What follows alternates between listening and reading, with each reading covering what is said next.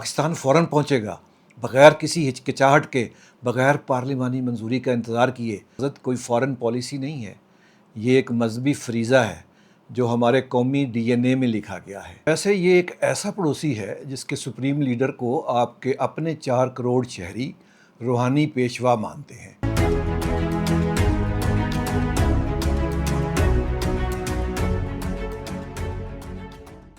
ذرا تصور کریں، آپ اس کرۂ ارض پر واحد نیوکلیئر مسلم ریاست ہیں۔ آپ نے ابھی کچھ ماہ پہلے بھارت کی فضاؤں میں رافیل جیٹس مار گرائے تھے۔ یہ فرانسیسی ایروسپیس انڈسٹری کا فخر اور انڈین ایئر فورس کا تاج ہے۔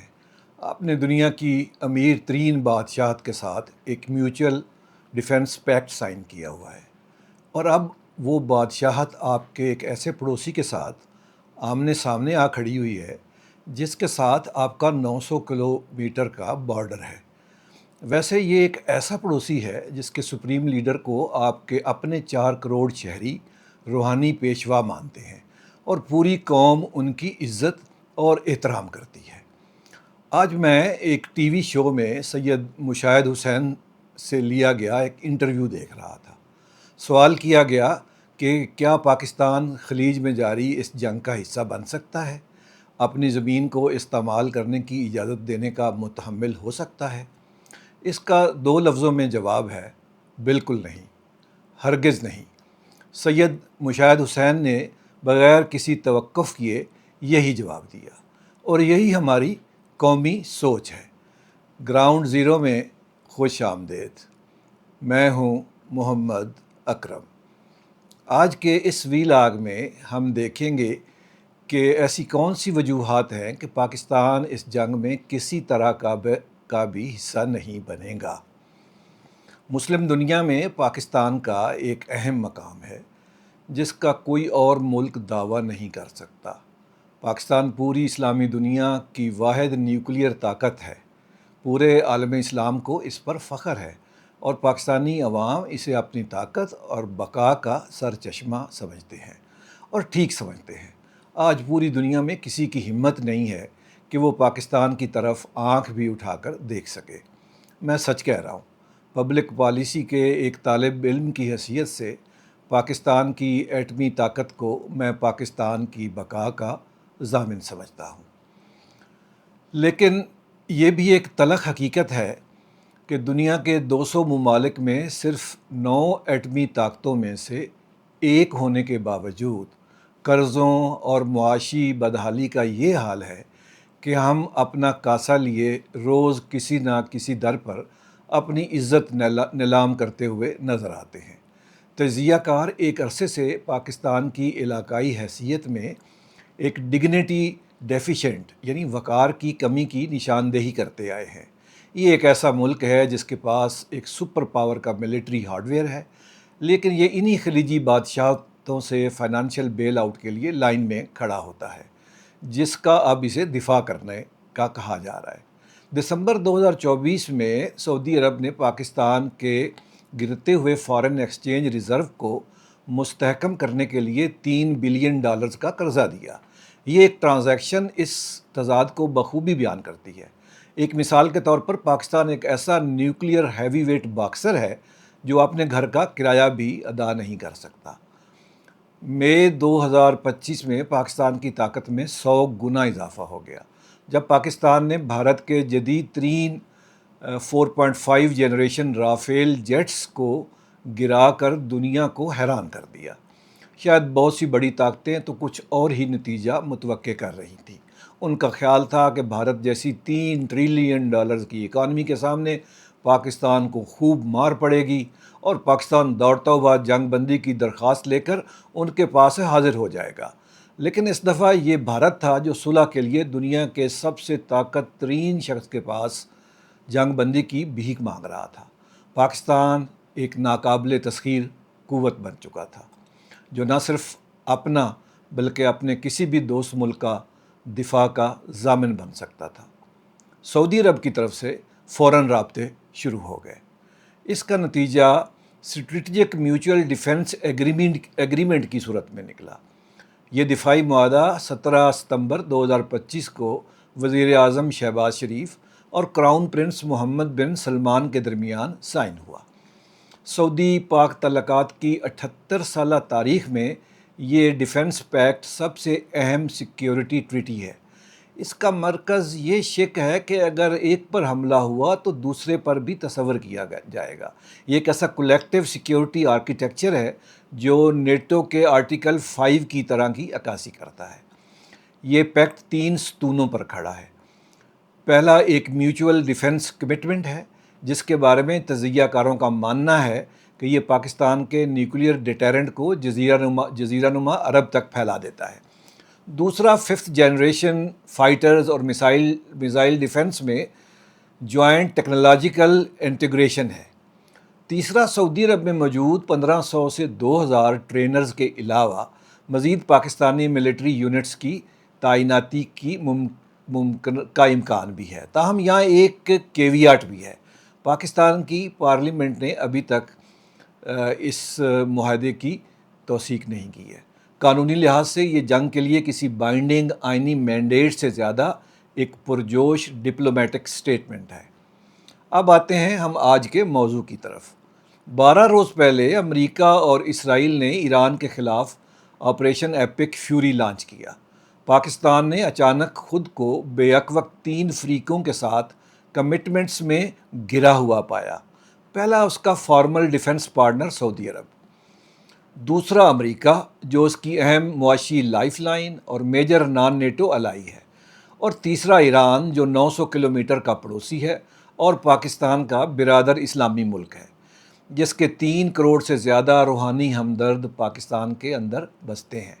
میں نے پاکستان کی اس مخصوص صورتحال کو ایک ٹرمنالوجی دی ہے اور اس کو نام دیا ہے میں نے امپاسبل اناٹمی۔ پاکستان سٹرکچرل طور پر ایک ہی وقت میں ان تینوں تعلقات کو مطمئن کرنے کے قابل نہیں ہے۔ یہ ایسا ہی ہے جیسے کسی سے ایک ہی وقت میں جج، پراسیکیوٹر اور ملزم کا قریبی دوست بننے کا کہا جائے۔ پاکستان کی آئیڈیالوجیکل شناخت اس ناممکن صورتحال میں ایک اور پرت کا اضافہ کرتی ہے۔ اس کے قومی پاسپورٹ پر واضح لکھا ہوا ہے کہ یہ اسرائیل کے سفر کے لیے کارآمد نہیں ہے۔ یہ چیز پاکستان کو پوری دنیا کے صرف 2 ملکوں کی فہرست میں شامل کرتی ہے جن کے قومی پاسپورٹ پر لکھا ہے کہ یہ پاسپورٹ اسرائیل جانے کے لیے ویلڈ نہیں ہے۔ یہ 2 ملک ہیں، پاکستان اور بنگلہ دیش۔ جب بنگلہ دیش نے 2021 میں بھارتی حمایت یافتہ شیخ حسینہ کی حکومت کے دور میں خاموشی سے اپنے پاسپورٹ سے یہ شک ہٹا لی تو شدید عوامی احتجاج ہوا۔ اس کے بعد بنگلہ دیش نے 7 اپریل 2025 کو یہ جملہ دوبارہ اپنے پاسپورٹ میں شامل کر دیا۔ اب بڑھتے ہیں میرے آج کے تجزیہ کی طرف۔ میرے خیال میں کم از کم 7 ایسی وجوہات ہیں کہ پاکستان خلیجی جنگ سے باہر رہے گا اور پاکستان کو رہنا بھی چاہیے۔ پاسپورٹ والی بات میں نے یہ یاد دہانی کے لیے کرائی ہے کہ پاکستان اور اسرائیل کا ایک طرف ہونا بہت ہی ناممکن ہے۔ اب یہ جو وجوہات ہیں اس میں سے پہلی وجہ یہ ہے کہ پاکستان کی جو قوم ہے وہ انتہائی جذباتی ہے، جس میں 3 کروڑ اہل تشیع رہتے ہیں۔ یہی وجہ اتنی طاقتور ہے جو پاکستان کے ایران کے خلاف جنگ میں شامل ہونے کی کسی بھی بحث کو ختم کر دے گی۔ دوسری وجہ ڈرپ پر لگی ہوئی اکانومی ہے۔ پاکستان سمپلی اس تنازع کو افورڈ ہی نہیں کر سکتا۔ تیسری وجہ افغانستان جو پاکستان کو پہلے ہی خون کے آنسو رلا رہا ہے۔ اس سے پہلے کہ پاکستان خلیجی جنگ کے بارے میں سوچے بھی اسے مغرب کی طرف دیکھنا ہوگا، اپنے مغرب کی طرف۔ افغانستان بھارت کی پراکسی بن کر کھل کر پاکستان میں در اندازی کر رہا ہے۔ روزانہ سیکیورٹی فورسز پر حملے اور 100 سے زیادہ اٹیکس، ٹی ٹی پی کو مکمل تحفظ، یہ ہے ہمارے مغرب کے پڑوسی کا حال۔ ایسا پڑوسی which has nothing to lose, اور کتنے برباد ہو جائیں گے۔ پہلے ہی افغانستان قرون وسطیٰ میں جی رہا ہے۔ ہماری سب سے بڑی پرائرٹی افغانستان اور دہشت گردی کے خلاف جنگ جیتنا ہے۔ چوتھی وجہ پاکستان کا تیل پر خطرناک حد تک انحصار ہے۔ پاکستان اپنی کل انرجی کا 40% حصہ امپورٹ کرتا ہے۔ پاکستان کا تقریباً 80% کروڈ آئل آبنائے ہرمز کے راستے سے گزرتا ہے جو خلیج فارس اور خلیج عمان کے درمیان ہے۔ موجودہ جنگ نے پاکستان کی اس کمزوری کو پہلے ہی بے نقاب کر دیا ہے۔ فروری میں ایران پر ایئر اسٹرائکس کے فوراً بعد قطر سے LNG کارگو کی آمد میں 75% کمی آ گئی۔ اس سے لاکھوں پاکستانی گھرانوں کے لیے گیس کی ایمرجنسی لوڈ شیڈنگ کرنا پڑی۔ ابھی چند روز پہلے پاکستان میں پٹرول کی قیمتوں میں 55 روپے فی لیٹر کا اضافہ ہوا ہے۔ اس سے بڑے شہروں میں فیول کی قلت اور پینک بائنگ شروع ہو گئی ہے۔ ذرا سوچیں کہ عالمی سطح پر ہر روز 20 ملین بیرل تیل اسٹریٹ آف ہرمز سے گزرتا ہے۔ اس کا کوئی متبادل راستہ ہی نہیں ہے۔ اس نقصان کو برداشت کرنے کے لیے دنیا کے پاس کوئی نہ تو سپیئر کیپیسٹی ہے، نہ کوئی اسٹریٹجی ہے۔ پاکستان کے لیے ایران کے خلاف کسی بھی جارحانہ مہم کا حصہ بننا محض سفارتی طور پر عجیب نہیں ہے، یہ انرجی کے لحاظ سے بھی خودکشی ہوگی۔ آپ اس شخص کو چھری نہیں مار سکتے جو آپ کی آکسیجن کا بیگ آپ کے سامنے لے کے کھڑا ہو۔ پانچویں وجہ ہے چین کا فیکٹر۔ چائنا شور نہیں مچاتا، وہ عمل کرتا ہے، اور جب بات پاکستان کی فارن پالیسی آپشنز کی آتی ہے تو بیجنگ کی ترجیحات کسی بھی ٹریٹی یا پبلک الائنس سے زیادہ وزن رکھتی ہیں۔ چائنا پاکستان کا بنیادی اسٹریٹجک پارٹنر ہے۔ یہ 62 بلین ڈالر کے چائنا پاکستان اکنامک کاریڈور یعنی سی پیک کا خالق ہے۔ اور سب سے اہم بات یہ ہے کہ 2023 میں سعودی اور ایران کے درمیان صلح کروانے والا لیڈ میڈیٹیٹر بھی چائنا تھا۔ اس صلح نے خطے کو کچھ دیر کے لیے مستحکم کیا، اس سے پہلے کہ 2026 نے سب کچھ بگاڑ دیا۔ بیجنگ کا خلیج فارس کے استحکام میں ایک اسٹرکچرل انٹرسٹ ہے۔ 2025 میں پاکستان اور ایران باہمی تجارت کو 3 بلین ڈالر سے بڑھا کر 10 بلین ڈالر کے ہدف تک لے جانے پر سرگرمی سے کام کر رہے تھے۔ انہوں نے چائنا کے وسیع تر ریجنل کنیکٹیوٹی آرکیٹیکچر کے حصے کے طور پر مند اور پشین جیسی نئی بارڈر مارکیٹس کا افتتاح کیا۔ بیجنگ ایران اور پاکستان دونوں کو اپنی لک ویسٹ اسٹریٹجی کے اہم نوڈز سمجھتا ہے۔ وہ اپنی 18 ٹریلین ڈالر کی اکانومی کو چلانے کے لیے خلیجی انرجی پر انحصار کرتا ہے۔ ایران کے خلاف پاکستان کا کوئی بھی ملٹری ایکشن چائنا کے انرجی کاریڈور کو غیر مستحکم کر دے گا۔ اس سے سی پیک انویسٹمنٹس کو خطرہ ہوگا، اور یہ اس پورے ڈپلومیٹک فریم ورک کی نفی کرے گا جسے بیجنگ نے ایک دہائی میں تعمیر کیا ہے۔ پاکستان کا سب سے اہم معاشی سرپرست صرف ناپسندیدگی کا اظہار نہیں کرے گا، وہ جواب دے گا، اور پاکستان واقعی یہ جاننے کا متمل نہیں ہو سکتا کہ وہ جواب کیا ہوگا۔ چھٹی وجہ پاکستان کی پارلیمنٹ ہے۔ پاکستان کی پارلیمنٹ نے پہلے ہی انکار کر دیا تھا تحریری طور پر۔ جی ہاں، 10 اپریل 2015 کو پاکستان کی نیشنل اسمبلی نے متفقہ قرارداد پاس کی۔ اس میں حکومت کو واضح اور غیر مبہم زبان میں ہدایت کی گئی کہ وہ یمن میں سعودی قیادت والے ملٹری کوalition سے دور رہے۔ قرارداد میں اسلام آباد کو ہدایت کی گئی کہ وہ ثالثی کو ترجیح دے اور مسلم دنیا میں اتحاد برقرار رکھے، اور کسی بھی ایسے ملٹری آپشن میں شامل ہونے سے گریز کرے جس کا UN سیکیورٹی کونسل کا مینڈیٹ نہ ہو یا وہ کسی مسلمان ملک کو نشانہ بنایا جا رہا ہو۔ وہ قرارداد کسی ایکسپائری ڈیٹ کے ساتھ نہیں آئی تھی، اس نے ایک ایسی بنیاد رکھ دی تھی جسے تجزیہ کار اب پاکستانی فارن پالیسی کا بائنڈنگ نیوٹرلٹی ڈاکٹرن کہتے ہیں۔ یہ ہمیشہ کے لیے یہ ڈاکٹرن ہمارے پاس ہے۔ 7ویں وجہ ایک نیوکلیئر پاور کی ذمہ دار ریاستی پالیسی ہے۔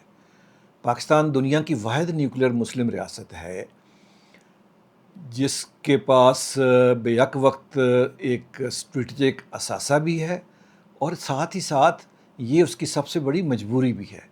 نیشنل کمانڈ اتھارٹی نے بار بار واضح کیا ہے کہ پاکستان کا نیوکلیئر ڈاکٹرن خاص طور پر انڈیا سینٹرک ہے، اور یہ دفاعی نوعیت کا ہے، آخری سہارے کے طور پر ایک ڈیٹرنٹ ہے، نہ کہ علاقائی ایڈونچرزم کا کوئی آلہ۔